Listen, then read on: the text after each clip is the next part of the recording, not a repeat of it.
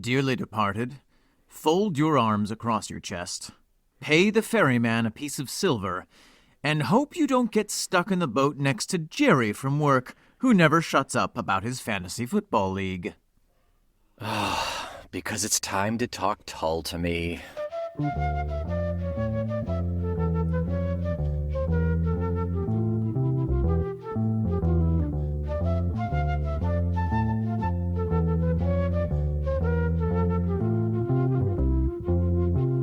Welcome back, everyone. I'm Omen Sade. And I am Nick McGill. Together, we are Feckless Momes. And this is Talk Tull to Me. A trip down the River Styx in the good ferry of Jethro Tull. Through the Elysian fields of the jazz years, past the anti-inferno of Benefit, and under the sign which reads, "Abandon hope, all ye who listen through the mid-'80s. We'll get past it. We'll get through it together. Every week, one more step further down that path until we reach the end. Beatrice is waiting for us. And so is Ian Anderson. He is our Beatrice. He is. So, Nick. Omen. Here we are. We are on week 2 of a passion play. Indeed. But before we do that, we have an Anglo correspondence from our buddy John across the pond.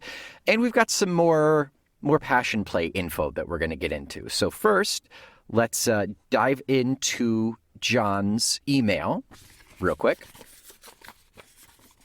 Thank you. Mary's actually on break right now. That's her brother Marley. Marley! Yeah, he looks a lot like Mary. It's confusing. But it's Marley. She says I should ask you for my pay up front. Marley, there are 3 cans of tuna in your bedroom. We have an agreement. I'm gonna go kick the ducks. God, he's even more of a curmudgeon than Mary is. Let's run in Hopefully the she family. comes back a little happier. Yeah. For Queen and the country. From John.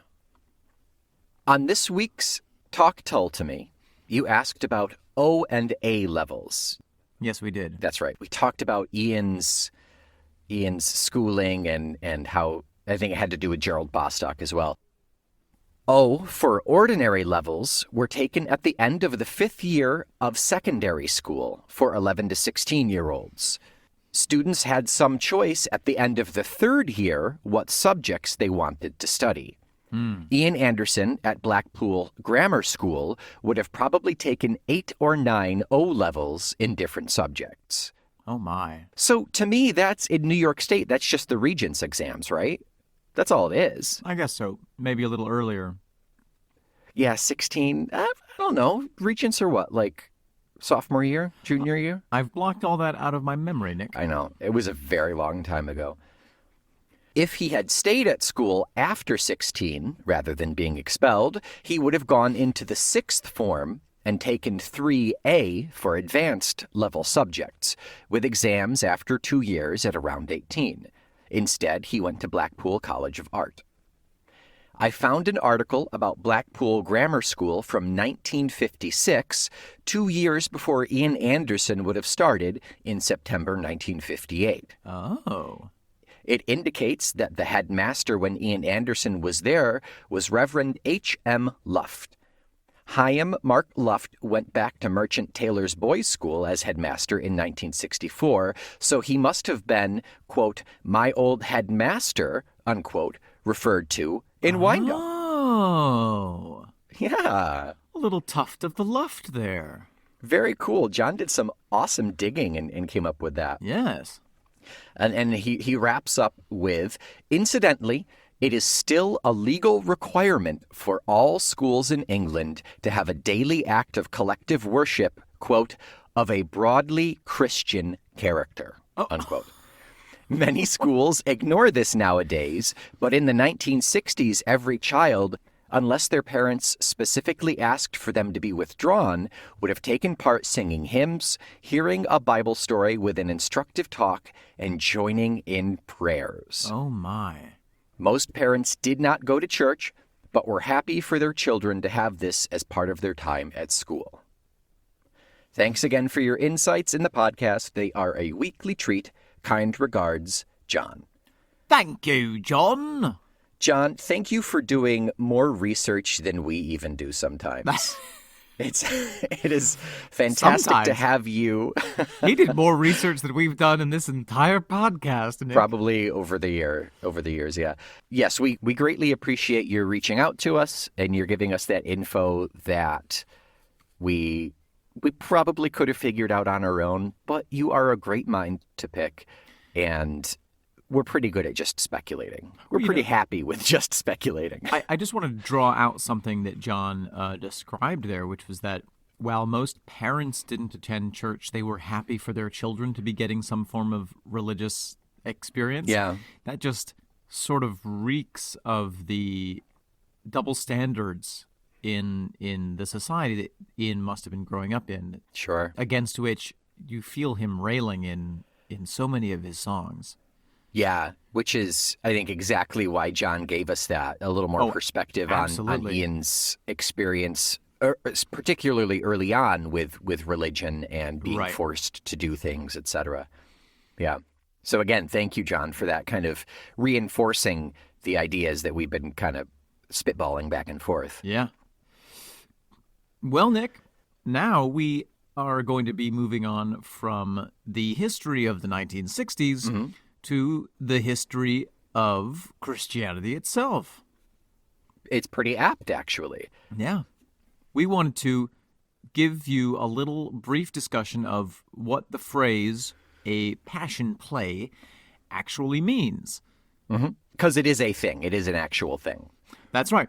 So a passion play is the performance of the Passion of the Christ, which of course refers to the final days of the life of Jesus Christ, and specifically the crucifixion. These performances were begun in the church and by the church in I believe the Middle Ages, and have continued through up to this very day. In fact, the largest outdoor theater in the entire world, which is in Brazil, was specifically built for productions of the Passion Play and involves 500 actors at a time. Goodness knows So bonkers. how hard that choreographer has to work to get them all kicklining at the same time. Fascinating, and the Passion Play is usually performed around Easter. It evolved out of a more general Easter drama, I believe. And the fascinating thing is, Nick, that these early Christian performances, which are of course related to the mystery play cycles, which happen at other times of the year, actually gave rise to a lot of the modern theater forms that we still experience today, because initially these performances would be done by members of the church, but gradually they started to move into the purview of some of the local guilds. So the church would essentially subcontract, let's say, the Butchers Guild to do the play this year. This year, the Butchers Guild gets to do it. And Interesting. So they would I thought you work- meant like an actors guild, but were there... Okay, all right. Go. Jumping the gun. So eventually, there was some guild or other realized, hey, we're pretty good at this. What if we all stopped being butchers and just did this sort of thing full time? And they were the original group of people to severely disappoint their parents. So eventually there was a transition from the religious performances to the professional performances. And at some point in European history, probably in Italy, one of these groups decided to just abandon their trade and go off on the road and start doing secular content. And that was the birth of the Comédie de l'Arte, which, as we know, influenced highly the works of Shakespeare, Molière, all the great European playwrights, and the traces of which we still see in Looney Tunes. So, if you like cartoon comedy, you can thank the Catholic Church. If you like cartoon comedy, you'll love A Passion Play. And I just want a bit of a caveat here, a bit of an explanation. Omen and I can rag on actors in the arts because we both went to school for acting. Yes. If you couldn't tell. Yeah. So, yeah. Yeah. That's why I'm in my basement recording a podcast about Jethro Tull. Yep. Hooray. Okay, so that is A Passion Play in general. And I just wanted to dig into a little bit more info about the album itself right quick before we dive into track, quote unquote, track number 2. So in 1972, it was a solid year for Tull as a band. They had Thick as a Brick come out, which hit number 1, following the success of Aqualung. And then in November of 1972, that's when Living in the Past came out, which was received very well. Interesting. It was top 10 in both England and the States as well. So then that's when they repaired to the chateau, an 18th century chateau outside of Paris. So a description of the chateau from Ian Anderson himself: it was a run-down, rambling old building, and it had been the studio of choice for those availing themselves of the quote-unquote offshore opportunities of tax avoidance in the heady days of 83% income tax. We assumed it must be a great studio, given the reputation and work of the artists who'd recorded there. Pink Floyd, T-Rex, and Elton John had been previous visitors. But it was dirty, the equipment often didn't work, and the accommodation was awful. So that's where they recorded, or were planning to record, things like Tiger Tune and First Post and Look at the Animals. You can see that the overarching theme was an erosion of traditional culture in the face of modern progress and new technology, all with a skin of the animal kingdom. Right. That's where we see the story of the hare who lost his spectacles, and we see a lot of animal themes in those songs that got put over into War Child, which we'll be talking about next. Which has a lot of animal themes itself. Sea lion. Right. Sea lion, Bungle in the Jungle. Right. Yeah, things like that. It's amazing that any of that recording equipment was still working at all, considering it had been there since the Middle Ages. Oh, yeah, it was. I mean, they built the chateau to put recording equipment in there. Yeah. The amps were all powered by peasant children. Mm-hmm. Yeah. You had to feed them one heel of bread a day.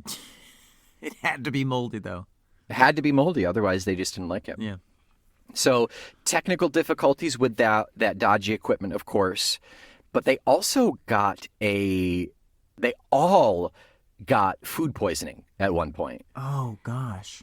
Another quote from Ian: together with the restlessness in the ranks of the band, mainly on account of having to run for the loo at regular intervals, courtesy of the dodgy, unpasteurized camembert. The red wine had flies in it. The mystery meat caused musicians to head loo-wards at a fast gallop, quite in keeping with its equine origins. I was just wondering. There were bed bugs, and one engineer even got a nasty scabies parasite infection. Wow. Yeah. I remember the first time that I walked into a grocery store in France and smelled the camembert. It was quite overpowering. It's not like one of those good cheese smells. Or is it? Is it like, because there are some like really funky cheese smells that are like, oh my God, that is both offensive and amazing. I guess it probably is a developed taste in terms of smell, but for me, and I think I remember even a lot of French people discussing this, that that you don't eat camembert for the smell. You eat it because it tastes amazing, but you have to sort of get through the smell first. Kind of like durian. Yes, exactly, like durian. Yeah. Durian fruit. Yeah. Which is illegal on many subway systems, Yeah. as is listening to the works of Jethro Tull. It's true. It's true. Yeah. We are pirate Tull radio here. So the whole reason they went to Switzerland in 72 was because they were just starting to really rake in money, and income tax in Britain was super high. It was 82% at the time. 82%. That's amazing. Yeah. So I believe, it doesn't say it in this article, but I believe it said it in The Ballad of Jethro Tull. I think Terry Ellis pushed for them to move to Switzerland. Well, I'm sure as their Terry. producer, he would have been angling to cut down on production costs or Right. cut down on the government's take. The ironic thing, of course, is that they ended up probably paying that tax anyway after having spent all the money to go to Europe, because they ended up recording this back in London. Right. And the whole point of becoming Swiss citizens, though, is they would have that address and the money would go to them, so they wouldn't have to pay it at all. The plan was to live there indefinitely, Oh, was it? Yeah. Oh, yeah. That's the whole point of having Swiss residency, is because your income goes to you in Switzerland, not in England.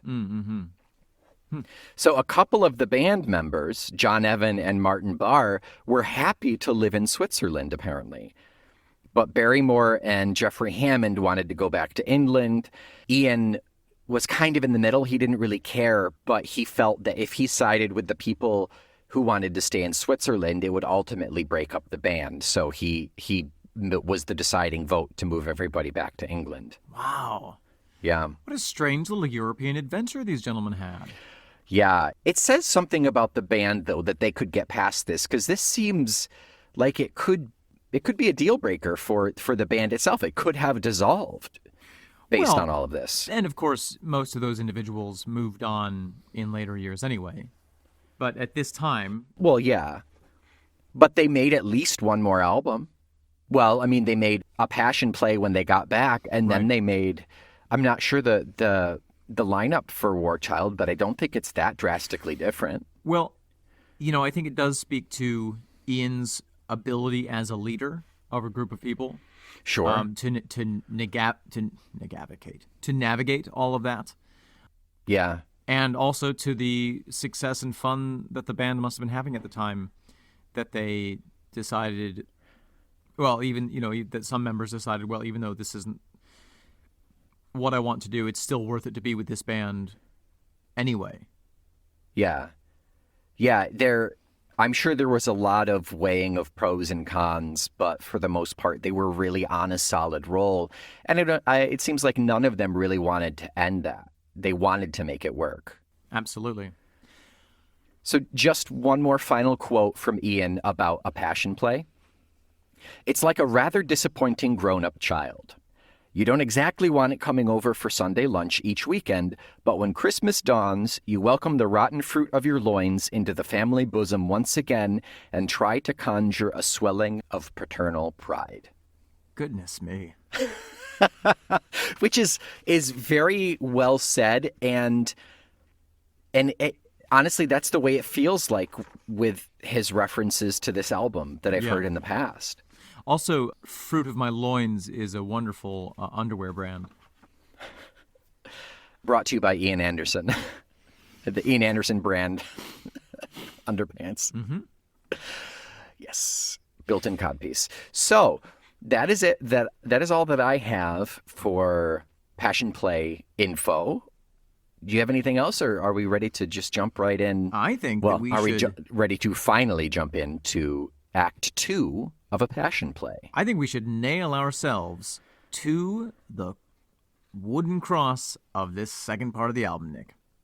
This one is called The Memory Bank, a small but comfortable theater with a cinema screen the next morning.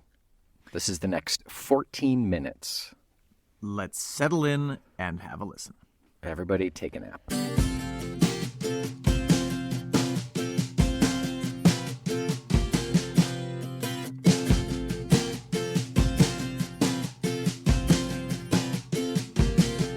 So that was the longest 14 minutes of my life, but in a good way. Yeah. Well, like the space after this life of ours, it is both an absolute eternity and forever. So it's both the same thing. Yes. So Nick, a lot going on there, isn't there? Yes, a lot to unpack. Mm-hmm. Shall we start with the sounds that we heard musically? Yes. Yeah, that will inevitably be the quicker route to take. So, Nick, I have to be honest with you. Mm-hmm. For me, the musical themes of this album are a little hard to process. They often, for me, reach a point of cacophony. Mm-hmm. And yes. It's not fair to compare things. But let's compare this to the previous concept album that we just talked about. I think it is absolutely fair to compare to Thick as a Brick. Yeah. Oh, very good. Because that's what I'm about to do. I think that with Thick as a Brick, there are some really clear, really inspiring, fun musical themes. And your wise men don't know how it feels. Oh, a little duet with Tiki. To be thick as a brick. And your wise men don't know how it feels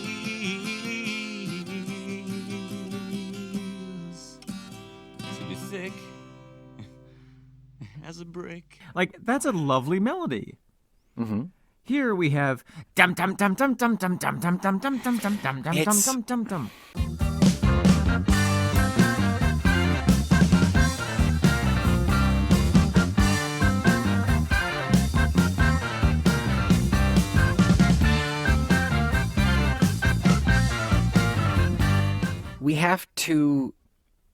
We cannot separate it from the circumstances under which it was recorded. Quickly. Quickly thrown together. Right, because Thick as a Brick took, they had 6 weeks to do it? I think they did it between the start of rehearsal in the Rolling Stones mobile studio, the rehearsing, the writing process, and then the recording. I think it came out to about 4 to 6 weeks. And this was more like 2. I think so, yeah. Right. Yeah, so this was like, oh crap, we need an album. Let's do it. There was less time to say, oh, I'm John Evan. Here's a little tune I'd like to throw at you. What do you think about this? Twiddly-dee. And then, someone else says, oh, I like that, but let's, do it like this. Yeah. I imagine that Ian, being the leader that he is, ended up just sort of saying, all right, you do this, figure it out. Yeah, this is what we're doing. Let's go. One take, now we're moving on to the next bit. Yeah. Well, but even so, the actual melodies of this are less inspiring. I mean, even the sort of central melody of there was a rush along the Fulham Road, there was a hush in the Passion Play. There was a rush along the Fulham Road. There was a hush in the Passion Play. It's heavier. It's not as nuanced. It's clearly not as well thought out, and it's evident that they didn't have the time to really dedicate to it. All that being said, when you do look at it as disparate pieces of instruments, of little snippets here and there are some really nice and pleasant parts to that. Yes, and in this section we have a couple of those. Exactly, yeah. The start of it, that really pretty, just simple acoustic and drum that then breaks into the bass and organ.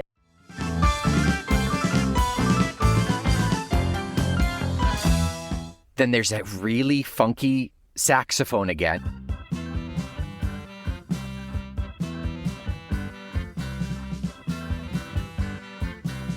line, which we continue to hear, which I adore. And then Ian goes into his really frantic flute.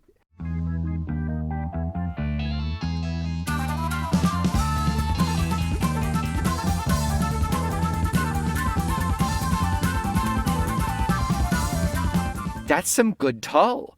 All before we get into any of the lyrics, mind you. Right. But that full instrumental intro part, that's some really good Tull. It is. And, you know, even pressed for time and not having the space to be as well composed as they sometimes are, they're still amazing musicians. And they still work really well together. They do. Yeah. There are also some really innovative, fun moments, kind of moving on to the lyric sections, but not specifically talking about the lyrics. There's the section of, what is it? Here's your ID Oh, for yeah. identifying. It's very fun. One and all. Yeah. Yeah. Here's your ID, ideal for identifying one and all. It's unique, you know, like so much of Tull is, and it's really different than anything else that they've done, and it's a kind of a playful rhythm. It's just darker. Okay, I'm going to say something, Nick. I've been waiting for this Finally, for 35 years. I will open my mouth. This album is the benefit of this period of time. Ooh. In that it's dark, Okay. and there's a lot of feelings, Okay. and it kind of all mushes together a little bit and is a really amazing artistic piece that isn't necessarily for the general palate. Okay. I like it. So this is Tull Phase 2, which began with Thick as a Brick, I'm guessing, correct? Yeah, let's say Aqualung. Aqualung is the bridge. Either way, Aqualung Okay. goes yeah. either way. Okay. Yeah, I like that. I think that is very, very accurate. This, however, there is a certain poetry that Benefit has that I think this one is lacking.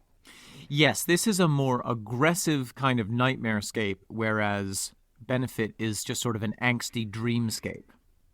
This is performance art, first and foremost. And it smacks very heavily, even more so than Thick as a Brick, I think. It smacks very heavily of Monty Python. I totally agree. And it actually jumps the shark of Python. Okay. Yeah. Because it's not only absurdist, it's absurdist but also highly philosophical. Mm-hmm. Whereas Python usually keeps it light. You know, they sort of dance around philosophical themes. This is like in this album, Ian Anderson is stomping the grapes of philosophy to create a bitter foot wine that we are lapping up right now. Deliciously so. Yeah, another reference to tie in one of my favorite sets of lines in any Tull, to be honest, to kind of go back and tie into your here's your ID, ideal for identifying one and all. Yes. Is our friend Jeffrey Hammond. And your little sister's immaculate virginity wings away on the bony shoulders of a young horse named George, who stole surreptitiously into her geography revision. The examining body examined her body. And your little sister's immaculate virginity went away on the bony shoulder of a young horse named George, who stole surreptitiously into her geography revision. The examining body examined her body. It's so... It's amazing wordplay. A lot Yes, of it this is. album is really beautiful wordplay. Yes, absolutely. And I think that it's now starting to get almost impossible to discuss the music without talking about the words because the words are so rhythmically composed. Yes, Like I think that's absolutely. where the kind of genius of this album lies. With Thick as a Brick, the genius lies in how amazingly the themes are plaited together. And in this, I think that it really is the music is just a vehicle, just like a big diesel engine, Right. funneling us down the screaming railroad tracks to a hellish philosophy. This is more epic poem than anything, in the sense that there is no rhyme scheme. It's really, like you said, the rhythm, and that's how people would remember how to recite the Aeneid Sure. and the Odyssey. It was the orators had a set way, and that helped you remember it better than just kind of off the cuff reading a story or reciting a story. There was a rhythm to it. There was a flow to it, and that's how we got iambic pentameter and those poetic devices is based on how orators would remember thousands and thousands and thousands of lines of text. Indeed, yes, the rhythm. And that's helps. how this feels. You know, Nick, we were talking about having a background in theater the other day. You know, I have been told by people close to me that my memory for certain things is not super great. You know, things like dates and times and appointments and such. Inconsequential things, obviously. Inconsequential things like people's birthdays or where I'm supposed to be. But you know, the other day I was brushing my teeth and The other day, I remembered to brush my teeth for the first time in 2 weeks. I was performing my toilette, and I looked into the mirror and suddenly just recited an entire speech from the end of A Midsummer Night's Dream, which I haven't performed since I was about 14 years old. So after two decades, word for word, there it was.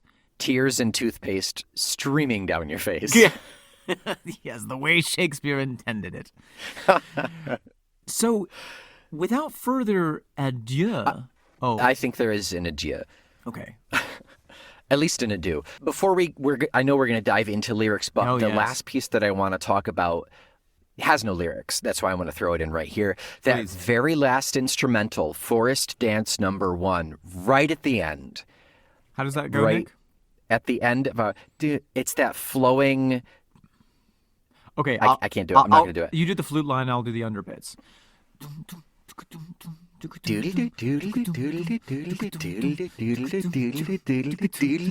Wow. It's mesmeric. We might have to pay It's right royalties before the- on that performance. That was too accurate, actually. It flows right into The Hare Who Lost His Spectacle. Well, it stops with a jolt, but it's just so, oh my gosh, it's so Yeah, beautiful. It's great. It's so pretty. It's light and it's airy, and between the flute and the acoustic, it's kind of a nice respite. I know we've used this analogy a lot, but it's a really nice palate cleanser in between kind of the cacophony that is the last 12 and a half minutes, 13 minutes that we listen to before it jumps into another kind of really harsh portion, which is The Hare Who Lost His Spectacles. It's like a delicious light fresh fruit bavois after a roast dinner. Correct. That's I have that in my notes. So, before we completely run out of time, we should talk about the lyrics. Yes. Yeah, we've got a lot of lyrics that we could talk about, but ultimately Tiki, no. this Tiki, no. Oh my. Tiki, oh my God. the lyrics are broken up into a couple of portions Yes. called The Memory Bank, Right. Best Friends, and Critique Oblique, Indeed. which I think we can all kind of talk about as one solid piece. But ultimately, what it boils down to is it is Ronnie going into this viewing room, and he meets his judges, Yes.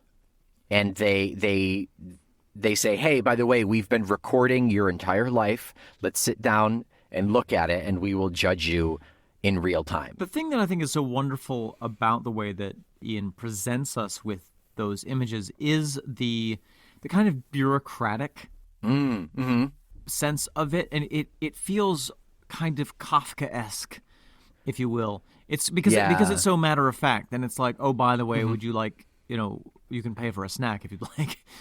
Yeah. There's this dark reality, and he says it with such confidence that we just accept it for what it is. And that it also functions as perhaps the entertainment for the underworld. I love that. There's the line. Let me see if I can find it here. All along the icy wastes, there are smiling faces in the gloom. All along the icy wastes, there are faces smiling in the gloom. So, Nick, that really reminded me of something, and I looked it up, and it reminded me of the description that Ovid uses to describe Orpheus's descent into the underworld. He dared descend by the Ternarian gate down to the gloomy Styx, and there passed through pale glimmering phantoms, and the ghosts escaped from sepulchres until he found Persephone and Pluto, master king of shadow realms below, and then began to strike his tuneful lyre. So that description of the shades, these faded spirits of people who still have some sense of individuality, but are hungry for a more living soul. Yeah, and let's remember, or let's remind our listeners, classically, hell was a cold place, was frozen. The ninth layer of hell, Satan, is frozen. Yes, into the ice. Absolutely, and in pre-Christian descriptions of the underworld, it is more often described as being cold and damp. Like my basement. Like so my heart. We have the dampness is a concern. Yeah. So we have Catholicism to blame for the heat of hell. And really later Christianity as well, because as you said, Dante describes the coldness. I think it was really more. It wasn't really until I think Americans started working on Christianity that we really had the fire and brimstone type stuff. Yeah, Old Testament, later stuff. Yeah, Old Testament, like new shoes. Don't step in anything. So we have the memory bank in which one is forced to review one's own life, kind of beat by beat. Yeah, we have some particularly notable moments in here. Yes, I like the kind of parade of images. Take the prize for instant pleasure, captain of the cricket team. Take the prize for instant pleasure, captain of the cricket team. Public speaking in all weathers, a knighthood from a queen. Just sort of like this quick shots of images that don't necessarily go together, but I think are like snapshots of a life at various points. They montaged his highlights here. Yeah, it's the mega mix. Yeah, it's like when they do an in memoriam in like the Oscars or something, and it's just like the really powerful scenes of that person's life. Yeah. So before we leave Memory Bank, I just want to go into the ice cream lady wets her drawers to see you in the Passion Play. The ice cream lady wets her drawers to see you in the Passion Play. Yeah, is that because it's so funny? I saw a different interpretation, actually, but I like that. I do like that. The ice cream lady is his mother, the woman who brought him ice cream. Oh. And she wets her drawers, meaning her water broke, to see you in the Passion Play, meaning she gave birth to him, to put him into this world, this Nick. Life. How perceptive. That's great. I like that very much. 100% not mine.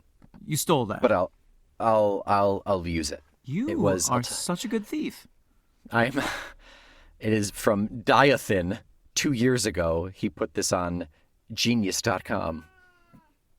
Tiki agrees though, so I mean I can't argue that. She hates protracted discussions of the afterlife. Live in the now is really her kind of what we're taking away from this. So, Nick, I want to skip ahead to the best friends section because there's, Yep, I think it's good. Move into that, yeah. I love all your best friends' telephones never cooled from the heat of your hand. I think that's such a beautiful way of describing close friendships. All of your best friends' telephones never cooled from the heat of your hand. From your hand. That's really nice, actually, to see a really kind of compassionate side to Ronnie as opposed to him being just kind of like coldly represented. That's Right. really nice. But it's the next line that I find very curious. Climb into your old umbrella. Does it have a nasty tear in the dome? Climb in your old umbrella. Does it have a nasty tear in the dome? In the dome.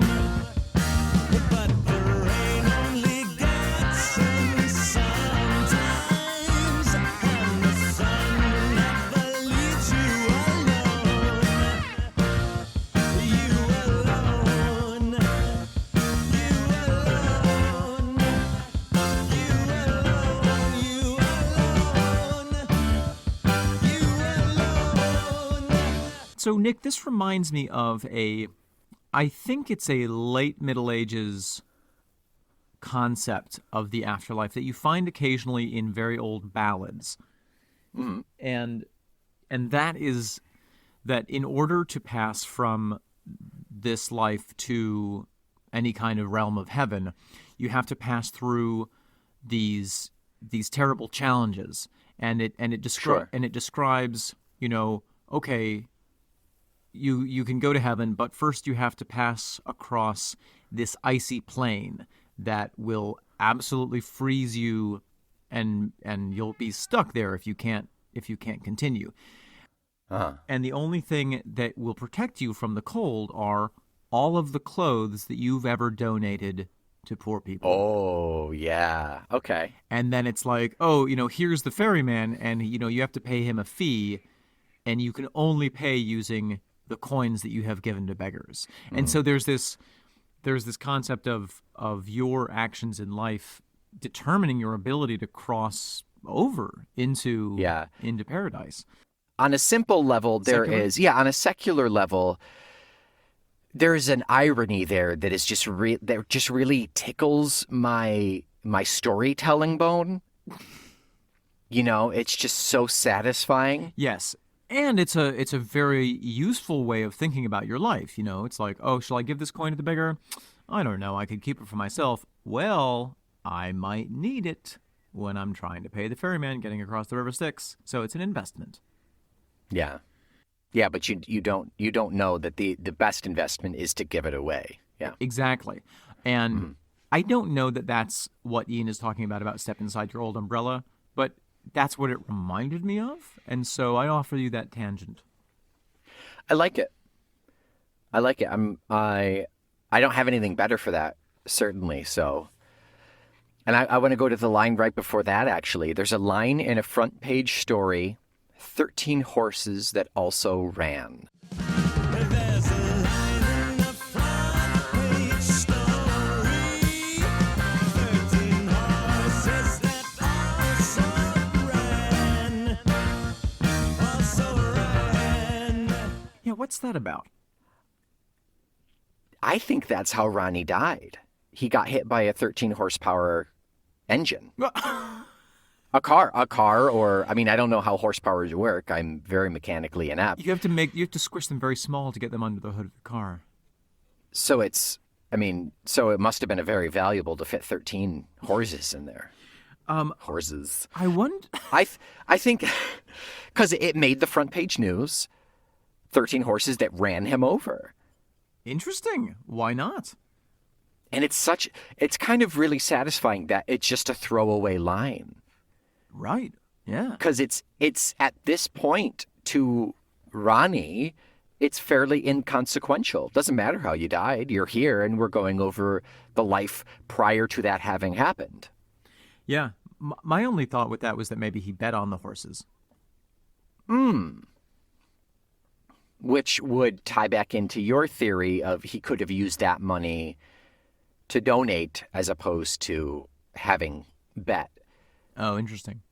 But it doesn't quite jive with that there's a line in a front page story. Right, I agree. Yeah. Now, Nick, can we jump ahead a little bit? Yeah. Because the tone of this now starts to change. We move from the sort of rapid-fire descriptions of the life to the what I would describe as the judgment section. To the critique oblique. The critique oblique. Supposedly, critique oblique is a riposte to Tull's detractors in the music press. Oh. That's what it says in the Jethro Tull magazine. I'm not quite sure how that fits based on the lyrics, but Well, lovers of the black and white could be anyone who works for the press, because that's newspapers get printed in black and white. yep. Lover of the black and white, it's your first night. The passion play goes all the way, spoils your insides. The passion play goes all the way, spoils your insight. It's sort of like saying, we're going to do something so hardcore that you can't possibly critique it. Looks like that backfired. Yeah, or you critique us, but we hit number one anyway. with Yeah, it. that's nice. Yeah, which is slightly prescient because that's how it happened. Right. Now, just taking it on face value, it feels to me like going back to the concept of the hungry shades.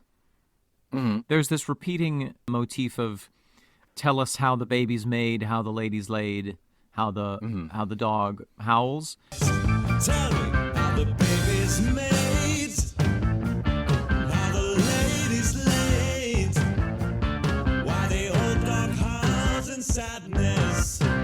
It reminds me of the souls which have been trapped underground for so long that crave some kind of tasty treats from the world of light.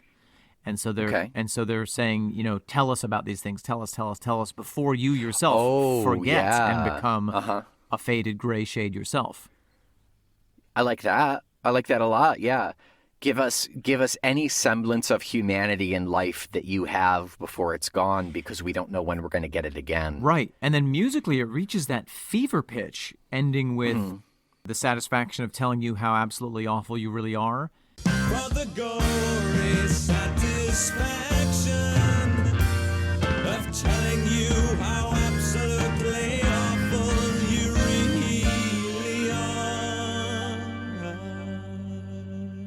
And then it breaks, the fever kind of breaks, and it goes back to there was a rush along the Fulham Road. And then it goes into that forest dance section that you like so much. And it kind of it reminds me of what my literature professor told me about the Divine Comedy, specifically in Purgatory.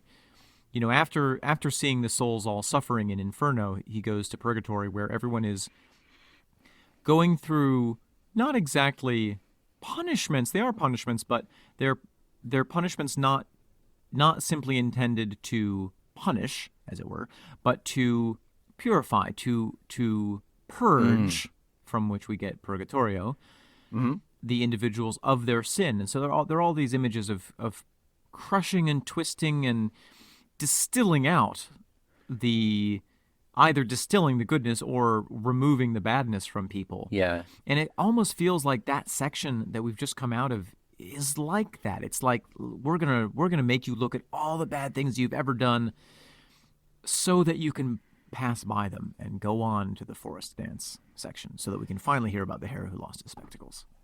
Yeah, you have to acknowledge your flaws, otherwise you'll never learn from them. Even if it's what's getting in you to get, even if it's what's getting you into heaven.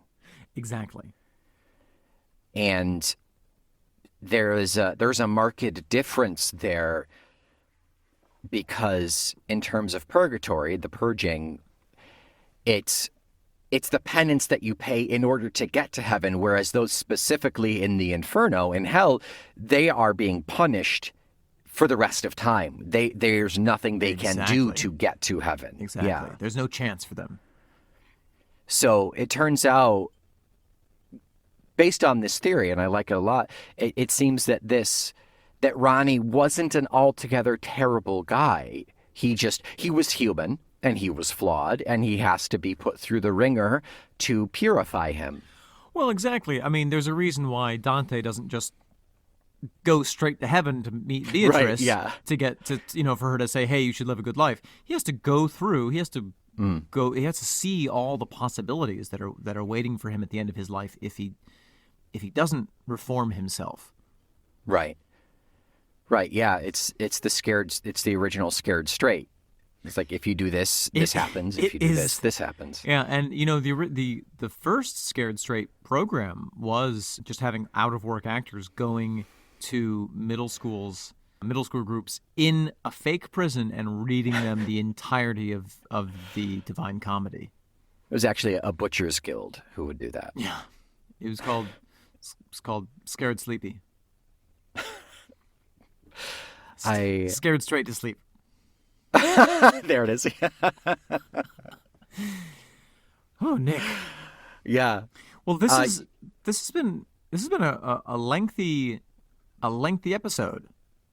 Yeah, it has, and I think we've covered it. I mean, we could get really nitty gritty into like critique oblique and things, but I think we've hit an overarching theme for all of these portions, and it's I think we kind of bundled up that 14 minutes into a suitable hour. Indeed.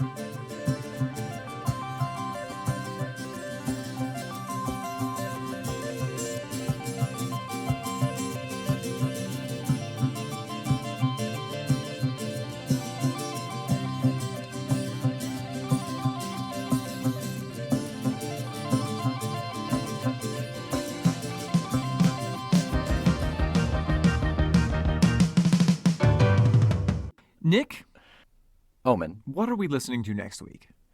Oh, next week will be the interlude, the intermission of this play, of this passion play.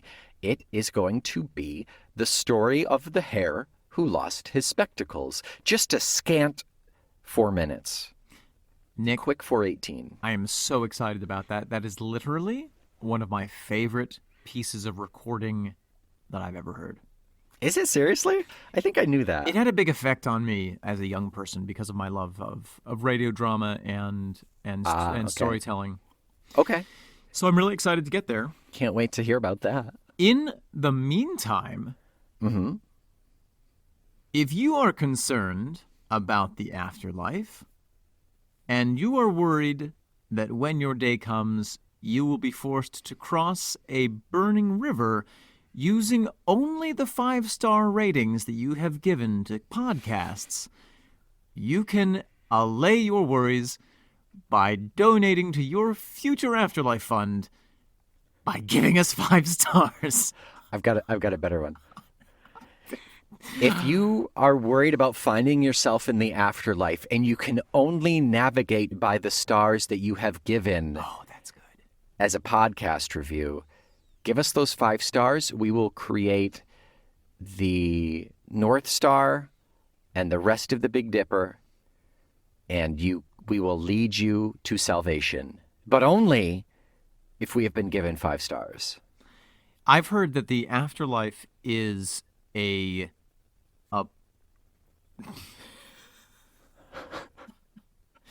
I've heard the afterlife is a rowboat And Okay. you have to cross the river only using rowers who are people that you've introduced to your favorite podcasts. And while you row yourself to Apple Podcasts for the next week, we will return with that interlude. I am Nick McGill. I am Omen Sade, We are Feckless Momes. and this is Talk Tull to Me.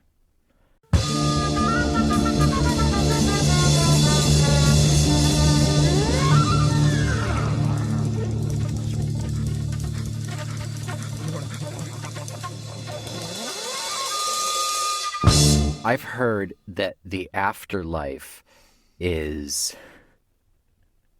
a bridge made out of bricks, and each brick is a Jethro Tull song that has a Talk Tull to Me episode allocated to it. And each one that you've listened to is a brick to get over that chasm to salvation. Wow. I've heard that the afterlife is a series of Jethro Tull lyrics that you have to correctly interpret.